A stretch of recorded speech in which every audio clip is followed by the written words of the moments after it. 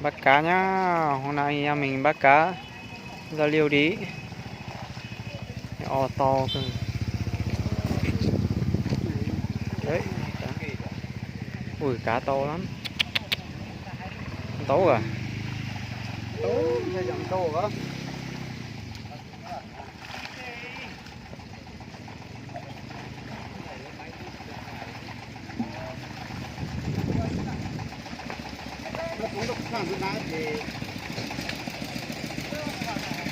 Mày bông chỗ nào mày với tạt tà tí à kìa.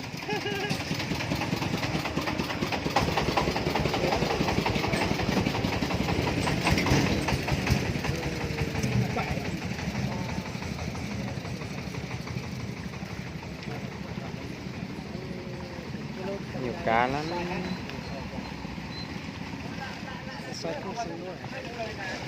Hả? Xanh rồi ta.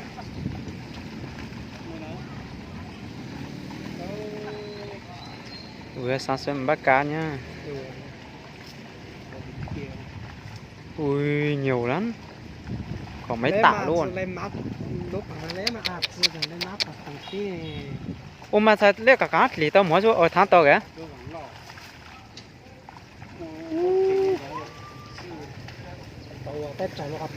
Thế cho cái bò. Hãy mang cho tặng à.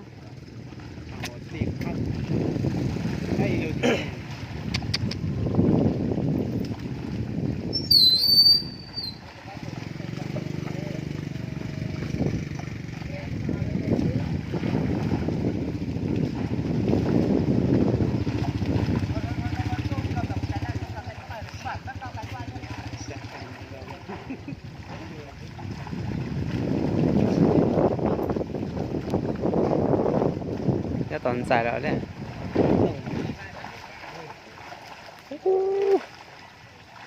Nhiều luôn, cá nhiều lắm.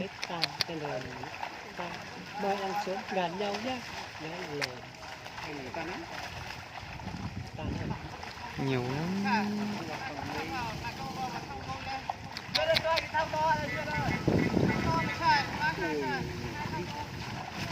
Ui kia tàu hấp cắp và căn sữa cắp vào ấy. Vâng kia tàu cắp vào tàu cá không ăn tấu mà kia à nhớ tàu cá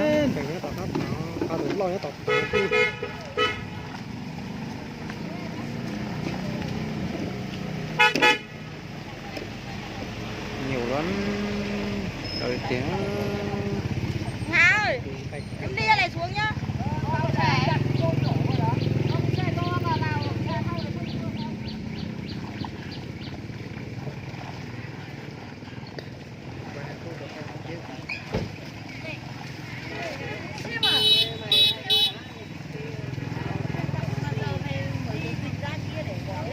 Đi thôi.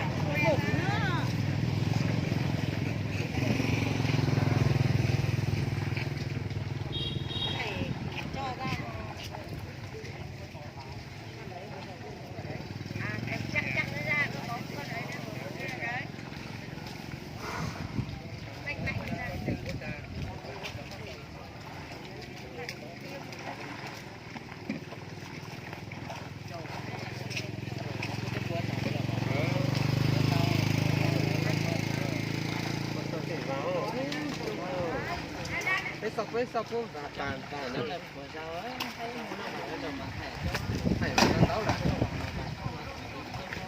là lúc là đi lâu xuống giờ thầy đau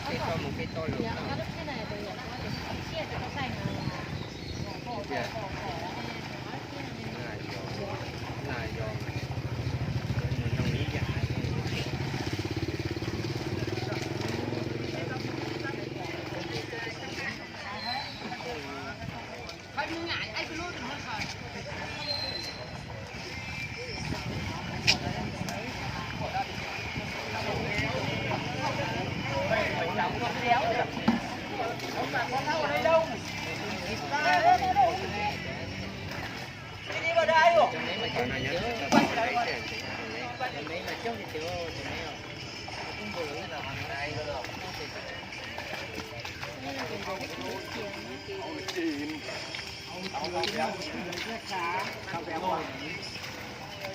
đây như này vườn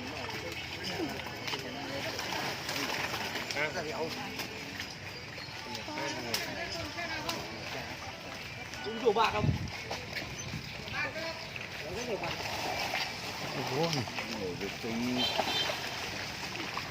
Nào lùi sang em ơi.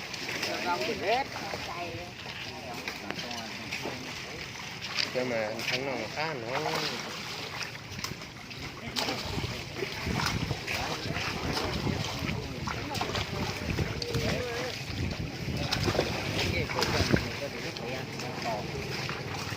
Có chồng nữa chứ.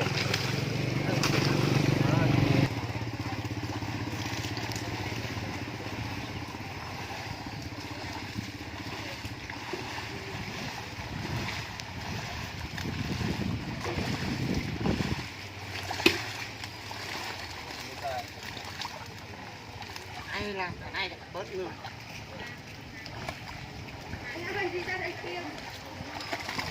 Nào không đòn không không đưa này. Lia ơi. Mình rồi đó.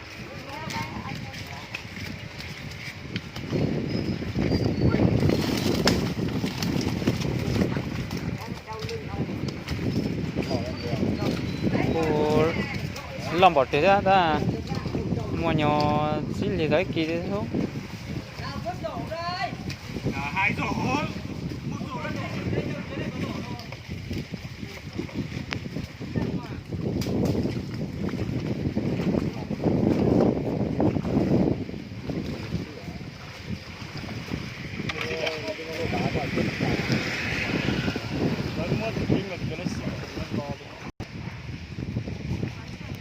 Đọc thế.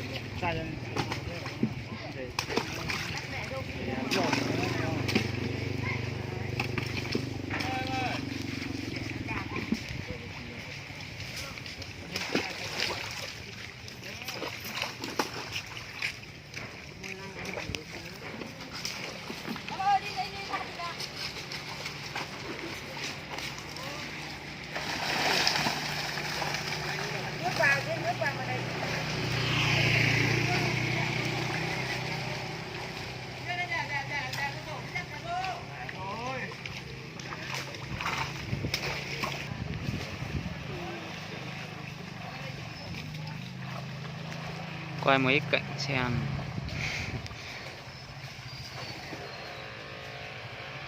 Đây muộn đấy. Buồn lắm. Mình không có ốp Không có.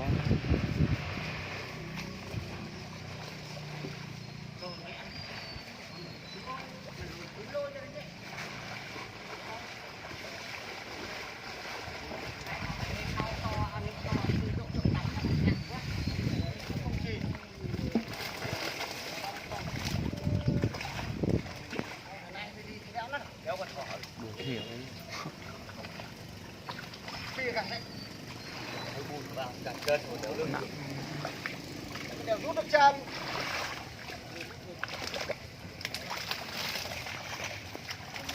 Nào cũng đó.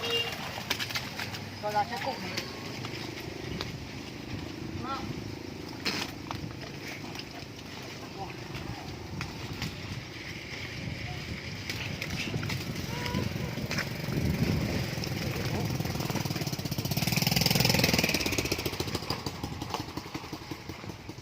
Rồi.